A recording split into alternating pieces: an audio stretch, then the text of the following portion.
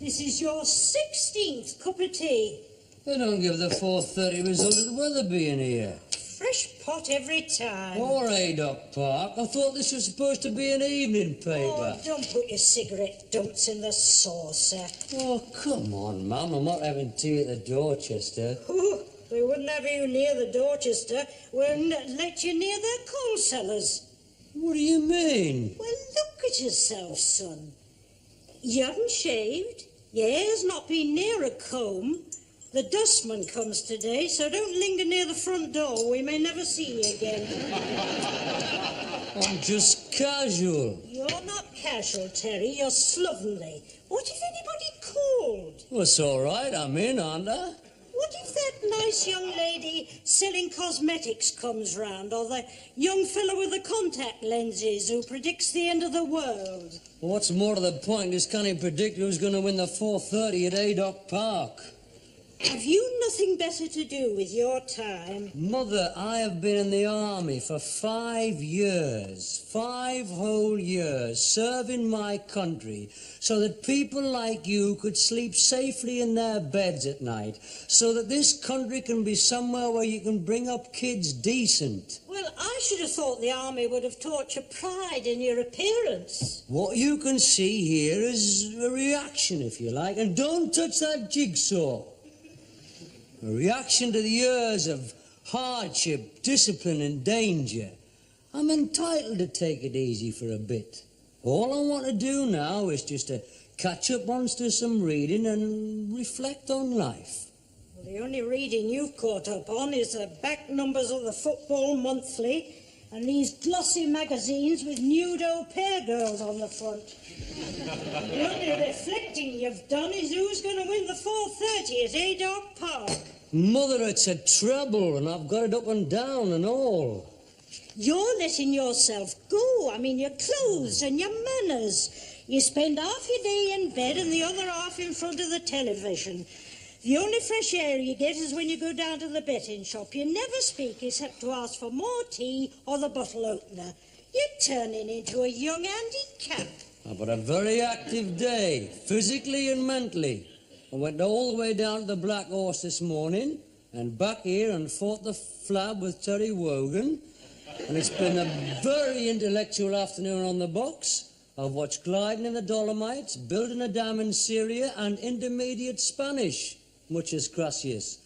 It's amazing what you can learn on those school programs, you know. If you hadn't gone to the laundrette, you would have learned about the metamorphosis of the frog. Well, I had to do all your clothes, didn't I? Biologically. Now, who's that? Come through. Oh. It's only me. I just thought I'd pop in on my way back from work.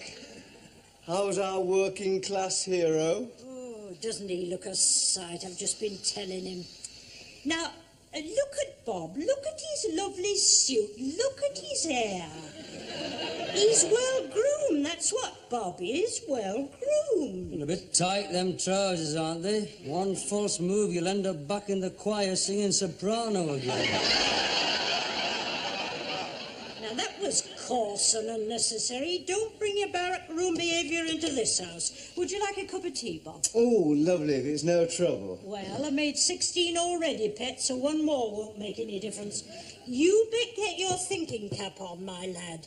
There's more to life than football and nude au pair girls. Nude au pair girls? What, where? Sorry, kidder, you've just missed him. Here, you do look in a state. Have you been in that chair all day? Oh, don't you start. I deserve a break. I've been catching up on my learning and reading. I didn't know Frank Sinatra had married Mia Farrow. Mia Farrow? How old is that thing? That was over ages ago. She's married to Andre Previn now. They've got twins. Married who? Andre Previn, you know, he's a conductor. Oh, aye? What route's he on? You know nothing. I certainly didn't know a lovely girl like that had married someone on the buses. My God, there's hope for us all. Must be funny for him, though, eh? Morning, Andre. Fourpenny, please. How are things in Hollywood? I bet they don't half give him stick down the depot. Andre Previn is the resident conductor with the LSO. The London School of Economics? That's the LSE. I thought that was a drug. That's LSD. I thought that was money. It was before decimal coinage. Have you heard of that? Decimalisation? That's where the state takes over industry. That's nationalisation. My God, he's got one right. Will you take the money or go on for a major prize? This week it's a musical lawnmower or a cocktail cabinet with a built-in spin dryer. I know enough. I bet I'll learn more from that box than you do down at your office. Well, you look as if you're on the box. You look like a social misfit being interviewed on Panorama. Look at your hair and that vest sat in your chair surrounded by racing editions. You're like a premature Andy Capp. You're the second person who said that today. Well, let me tell you something. I love Andy Capp. I am proud of my home and my class. Just 'cause you're flirting with the lower middle, just 'cause you've got yourself an office job and your fiancé lives on a Tudor estate with a monkey tree. Look, I want to take you out. I want to get you out of yourself. I want you to meet people, friends of mine that you don't know. But how can I? How can I take you into people's homes looking like that? They wouldn't know how to react. Sherry for you, Bob? And what will your friend here have? Meths? I don't want to be invited into their homes, thank you very much. I don't want to go into their snooty little sammies. I don't want to meet any of your new friends. I bet they all belong to the rugby club or the tennis club or the squash club. Well, we all have a wide range of leisure activities, if that's what you mean. Yes, well, I've got a wide range of them and all. Yeah, like forecasting and jigsaws. You'll stop going to football soon, won't you? 'Cause Saturday afternoon there'll be golf. Look, I want to get you out of yourself. I want you to smarten yourself up and come out with me. I don't think you realise how things have changed around here. But if you want to sit there behind your class barrier, fine. Well, I don't mind coming out with you. For you, Robert, I might even shave. Where are we going? Oh, I can't tonight. Tonight, Thelma and I play badminton with Hugh and Janie. And tomorrow, then? No, tomorrow we're going out to supper with Mike and Linda at Frank and Chris's. And who is it Wednesday? Bob and Carol and Ted and Alice? No, we're going to a barbecue at the rugby club with the McShanes. Oh. But on Saturday night, Alan and Brenda asked Thelma and I if we'd take you out to supper with them. At their new house, they'd like to meet you. Who the hell's Alan and Brenda? Well, you don't know Alan. He's new. He came up here from the south about 3 years ago. Oh, you mean Middlesbrough? No, the deep south, Surrey. We work together. We've become very good mates, and he'd like to meet you. Yeah, well, thanks very much, Bob. I think I'll just get in touch with some of the lads. Have a real Saturday night out. You won't find any of the lads. Not on a Saturday night, you won't. They'll all be out with their wives or their fiancés at some steakhouse or trattoria. Or else they'll be stopping in, having friends round for match of the day and barbecue chicken. It's all very much a ritual. Yeah. And unless you accept my invitation and come out with me, you won't be a part of it. You'll be a man alone. A sort of Shane of the Elm Lodge housing estate. Walking the empty streets, hearing the sounds of laughter and merriment behind warmly lit windows. Yeah, well, I'm best as a man alone. I'm well out of the Elm Lodge housing estate set. I know what goes on these days on these estates with your so-called respectable middle classes. I know what goes on behind these warmly lit windows. What? There we are, Pet. The Would you like a biscuit? Oh, yes, please, if it's no trouble. What goes on? I know, I've read about it. Read about what? What goes on? Well, for heaven's sake, what does go on? Oh. Wife swapping and witchcraft. Suburban sex orgies, that sort of thing. Really? It's a well-known fact. Behind that facade... Where'd you get all this from, suburban sex orgies? Mind you, I did go to a party once where they played charades, and a girl tore her tights miming Climb Every Mountain. All right, but only this afternoon on that box there was this bishop going on about the moral decay of our society. Look, I'm just asking you out to supper with Alan and Brenda. I promise you it won't be the first step on a downward spiral of decay and depravity. Just the 5 of us for a meal and a game of Scrabble. Scrabble? Well, perhaps not Scrabble. You'd just come up with rude words, wouldn't you? Oh, hello, Audrey. Hey, it's nice to see you. Just popped in to see me, Mum. How are you? How's Thelma? Oh, she's grand, thanks. You'll have to come to dinner with us sometime, perhaps early next week. Oh, well, he can't Tuesday. That's water polo with you and Janie. And Wednesday's potholing with Wilson, Keppel and Betty. My God. Do you know who you remind me of? I know. Don't tell me. Andy Capp. I was about to say old man Steptoe. He's never out of that chair. He reminds me of Ironside. Well, all I know is that I've never been invited over to your place for dinner. Lawn mowing and babysitting, aye, but never dinner. Well, you're so difficult, aren't you? I mean, it's impossible to fit you in or match him up or pair him off. He's a man alone. He's a social outcast. We can't ask him to any of our wife-swapping parties because he hasn't got a wife to swap. We can't even ask him to our suburban sex orgies because I bet he hasn't got a clean pair of wife fronts. You're so superficial, you lot, aren't you? You're so concerned with appearances and status. Well, a man like me's travelled. I can hold my own anywhere. Talk about anything, from gliding in the Dolomites to the metamorphosis of the frog. I know there's more to life than just knowing how to eat your peas properly. It's all right. Come out with us. Come out to Alan and Brenda's. Dazzle us with your scholarship and your poise. You're not going to take him to somebody's house, are you, Bob? I mean, is that wise? You shut your face. All right. I'll go. Good. Will it be, just a meal, like? Well, it depends who's there, doesn't it? I mean, after the dinner, we might play a few games. Hey, I haven't made so much tea since I was in the WVS. Games? Behind the facade?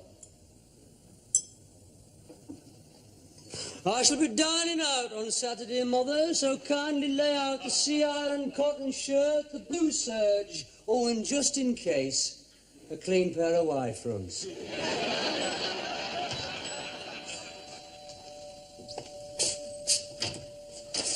Hello.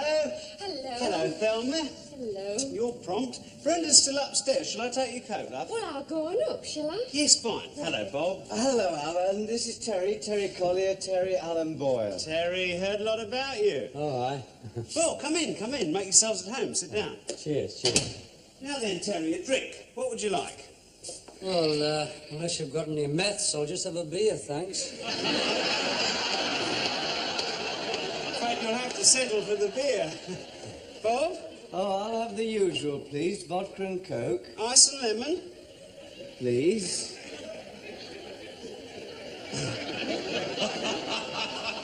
Bob tells me you're from down south, like, Alan. Is it London, is it? Well, just outside, Carshalton Beaches.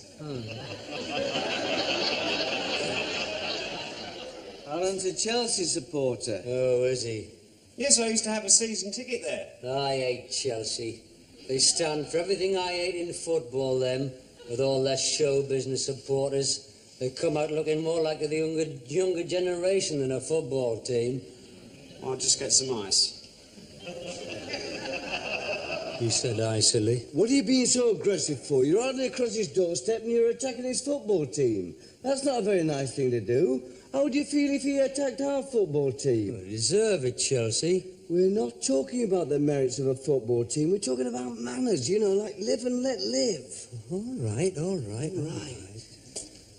Look, Alan, I don't just hate Chelsea. I mean, I hate Arsenal, Spurs, West Ham, Crystal Palace. In fact, I hate all London clubs. Well, that's all right, Terry. It's all the same to me. Yeah. Cheers, Bob. Cheers, Alan. Lovely. Come on, girls. Well, I expect you're glad to be back, Terry. You must have noticed some changes. Oh, aye, what with decimalisation and Andre Previn conducting the LSE. LSO. Oh, are you interested in classical music, then? Yeah, I can't stand it. Alan has a great collection of classical music, especially Beethoven. Oh, well, Beethoven's fine. He's all right. It's all the others I can't stand, but Beethoven's all right. What are you interested in? Oh, well, I've got a wide range of leisure activities. He does jigsaws. I do hundreds of things. That's one thing I got out of the army. I bet I've done more sports in the last 5 years than you've ever heard of. Football, cricket, tennis, swimming, pole vaulting. You've never done any pole vaulting? Yes, I have. Well, this Polish fellow in our hut, we used to tie him to the bed and vault over him. Well, I expect the girls should be down soon. You know my wife, Brenda, don't you, Terry? Brenda, I don't think so. Yes, you do, Brenda. I don't know any Brendas. Ah. Oh, that Brenda. Hello, Bob. Hello, Brenda. Hello, Terry. How nice to see you. Well, funny they'd said your maiden name. I didn't know it was you, Brenda. You're looking very pretty. My, you've certainly changed. I mean, you've changed from looking pretty to even prettier. Thank you, Terry. You're looking very well yourself. Oh, I am. Now then, Thelma, a drink. Yes, I'll have a sherry, thanks, Alan. Same for you, dear? Thank you, Pet. Did the services do you good? Well, apart from this, yes. What's the matter with your leg? He never talks about it. Does it hurt? Only when making love or pole vaulting. Would you like to sit down? Ah, cheers.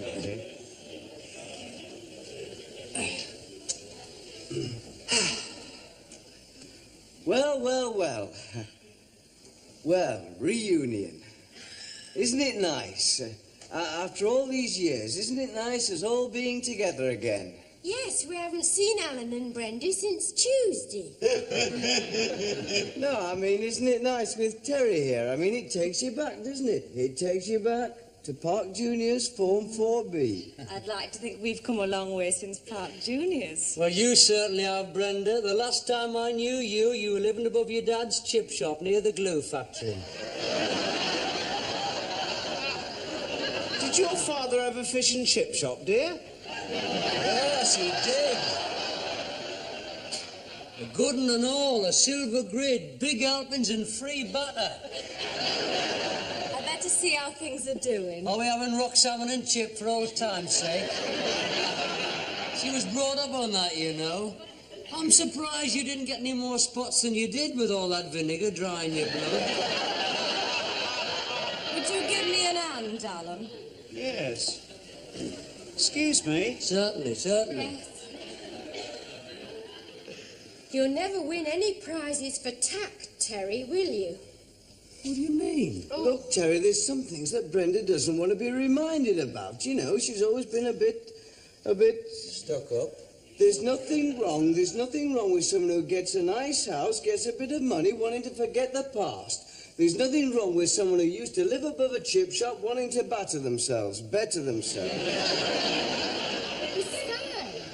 her parents have retired now. They've gone to Westcliff-on-Sea. So leave off, right? If you must go down memory lane, just leave off her dad and a chip shop. All right, all right. Promise? Yes, my lips are sealed. Oh. Dinner is served. Now then, Thelma, you'd like to sit there, and Bob there. Oh, lovely. Terry, you'd like to sit over here? Doesn't it look lovely? Nice.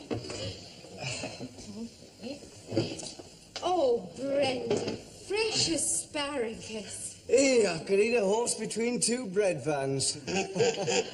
You do have a nice way of putting things. Now, I've got white, red, or fizzy rosé. Well, Thelma prefers white. Yes. Oh, white all right with you, Terry? Do we have a fondue set on our wedding list, Pet? We will have tomorrow. Alan's mother bought us that at Harrods. She has an account there, you know.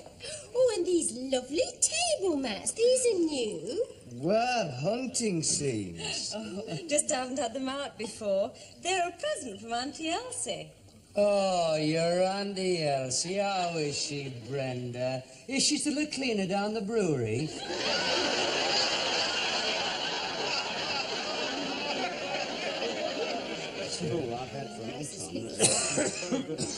More food, anyone? Hungry? Oh, Brenda, I couldn't possibly. No, I will say this, Brenda Pet, you're a fantastic cook. You're a fantastic. Yeah. Fantastic. Do you get this every night, Alan? No, sometimes we just have a plate on our knees. We always eat at the table, Alan. We always eat at the table.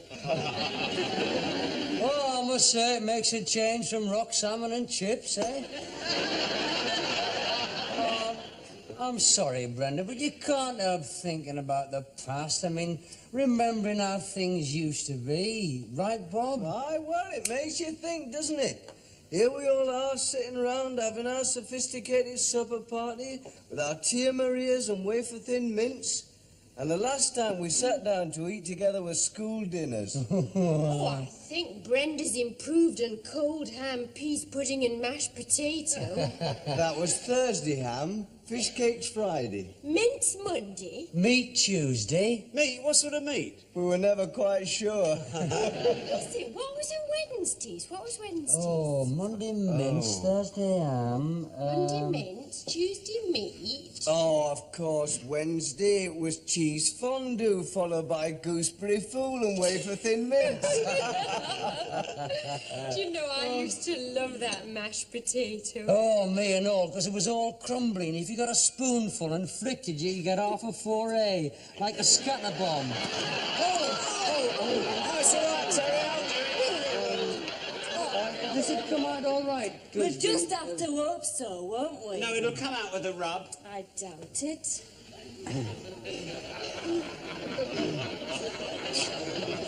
However, so much for Park Juniors. Can have no interest at all to Alan. Alan went to a public school. Oh, Minor one. It was founded in 1776. So you can imagine how drafty it was. I understood it was a leading public school. No, it was a leading, minor, drafty public school. Aye, well, happy days. Aye. Do you really think so? oh, of course they were. Smashing days. It's when I met you, wasn't it? Aye. What was Bob like at school? Little terror? I was top of the class at woodwork. I was a monitor, and I was secretary of the Lonnie Donegan Appreciation Society. And if I remember rightly, president of the Deirdre Birchwood fan club. Deirdre Birchwood. Who was Deirdre Birchwood? Nice girl, big girl, you're ahead of us. Oh, yes, well advanced for her age. You know all those questions about sex that your parents and your teachers and the scoutmaster would never answer? Deirdre would. She meant nothing to me. Aye, she did. She was the gardener's daughter, used to smell a weed killer. He was in love with her. I was not then. I was not in love with her. I was in love with little Mo Connolly and Claire Bloom. He used to sneak out at dinner time and meet her in the greenhouse. I remember once he came in back to the classroom and a caterpillar fell out of his underpants. I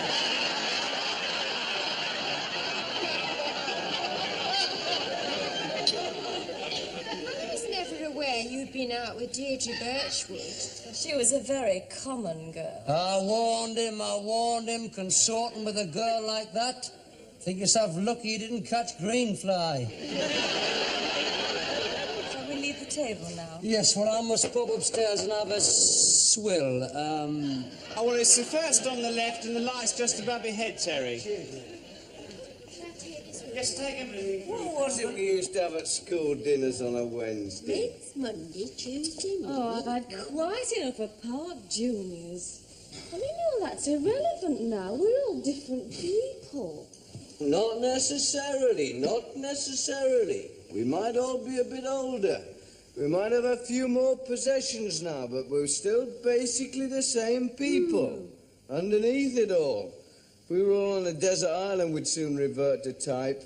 We'd soon revert to the jungle law of Form 4B. Some quicker than others. Now, come on, Bob. I mean, what was Brenda really like at school? Any more dark secrets? Well, I don't expect you remember this, Brenda, but I did give you my coronation mug. And an autographed photograph of Sherpa Tenzing. I really can't remember. Oh. Well, it doesn't matter anyway. The autograph was forged. Terry sold it to me. I can't see why 4B means so much to you all. I mean, I've got memories, not very pleasant ones. Yeah, you're not thinking of the boiler room incident, are you? What's this? Do we have to? Well, you were full of it at the time. It was most upsetting. I was attacked by 2 boys in the pitch dark of the boiler room. If it hadn't been for that janitor... Hey, Bob, I've just been thinking, what was the name of that girl who seduced you and me in the boiler room? How dare you! It was years ago. It was monstrous. I was attacked. When's this? Attacked? In the boiler room. Get away, so was Bob and me, if it hadn't been for that janitor. Yeah, well, it's nice. Memory lane, you know, happy days. Part of your reluctance to leave the past, Terry Collier, is that you have very little to look forward to in the future. And your present hasn't much to offer beyond the pub and the billiard hall. Most of us have improved ourselves, developed as people. But you're an embarrassment to your family and an embarrassment to your friends. Wait a minute. He doesn't embarrass me. He might be coarse and he might be vulgar. Are you with me or against me? Just shut up a minute. He might be crude and he might be a bit rough at the edges. And all right, he might have eaten the wrong end of his asparagus. But I'll tell you one thing. He's down to earth and he's honest. Here's a turn-up for the book. The good old days, those 2 back in the saddle. Well, I think Bob's right. What?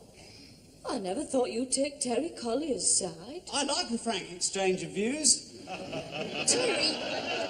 Terry is honest. And that's something we all seem to have lost since Park Juniors. He's got no pretensions. He would never deny he lived above a chip shop. I didn't live above a chip shop. What exactly are you trying to infer, Thelma? That I am a snob? Yes, you are, Brenda. You're an enormous snob and you always have been. What a bitchy thing to say. Well, it's the truth. I like a lively discussion. If I was such a snob, why would I invite that into my home for dinner? Oh, I'll tell you why you asked Terry. Because the only way you can measure how far you've come from 23 Doglead Lane is to parade your possessions in front of an audience. I've seen you do it before. When you watch people admiring your fabrics and praising your carpets and envying your precious fondue set, you wet your knickers.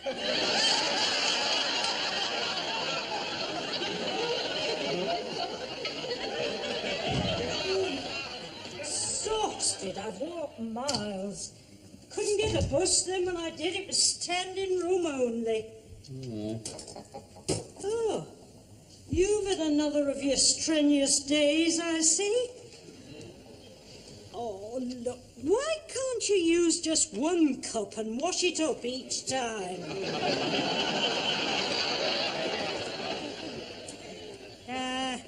Saturday night was a mirage, wasn't it? I thought I saw you shaved, with a suit on, going out to dinner with nice people, but it was all just a dream. Trying to do a nightmare. Have you been sitting there in that chair all day again? I've been down to the Black Horse for a couple of bevies and a bet. What, dressed like that? Oh, for God's sake, Ma'am. I bet when me dad and all my uncles came back from the war, you didn't go on at them like this. I bet when my Uncle Stan came back from Normandy, minus an arm, you didn't go on at him about washing his teacups and leaving his artificial limb all over the place. Well, at least they came back well-groomed with their hair done. They wouldn't have been caught lying round the house all the afternoon watching women's programmes on the television.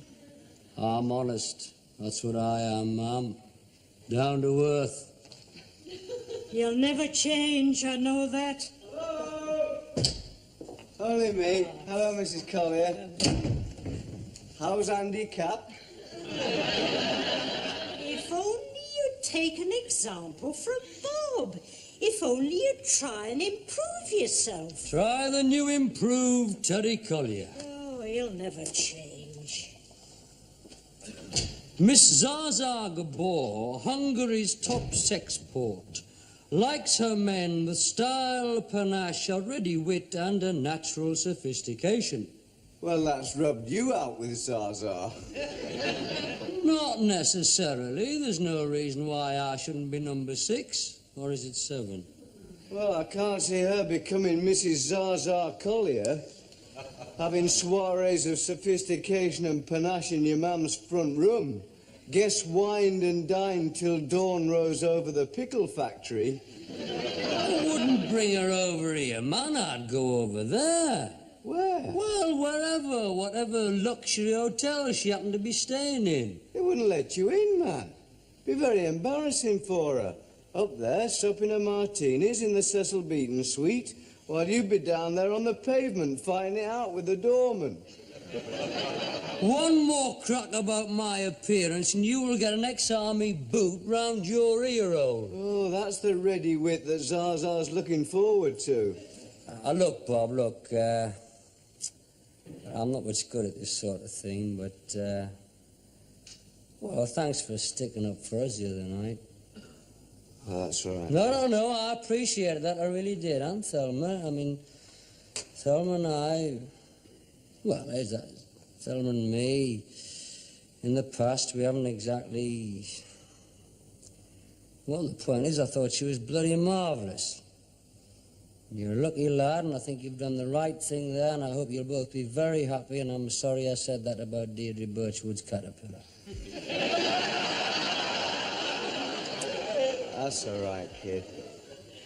Thelma never could stand Brenda anyway. Ever since I gave her my coronation mug and that signed photograph of Sherpa Tenzing. I forged that, you know. I know you did.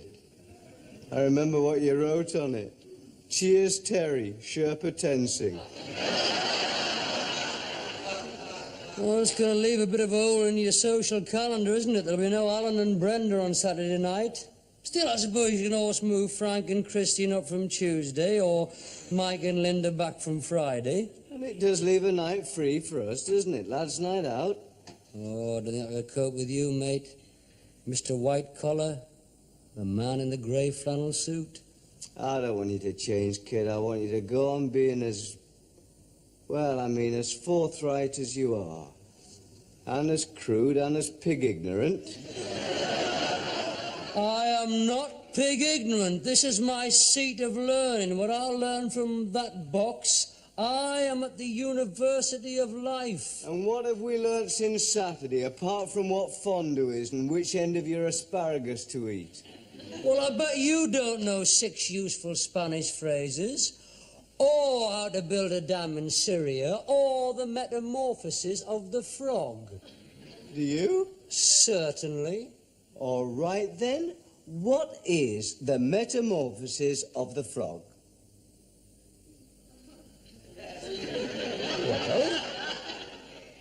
It starts out with just little dots in the water. Amoebas, they're called. Then... Hang on a minute, hang on. They're not amoebas. Yes, they are. No, they're not. The amoeba is the most primitive life form. They're so small they're impossible to see. Well, if they are so impossible to see, how do you know that they're not turning themselves into frogs? There's no answer to that. Go on, then. What happens next? Well, then you get your frog spawn. And then you get this little thing that develops 2 front legs, a head, and 2 back legs. And that ends up as your tadpole. And after the tadpole? The tadpole turns into the frog. And then? What? And then? And then it becomes a butterfly. Boom.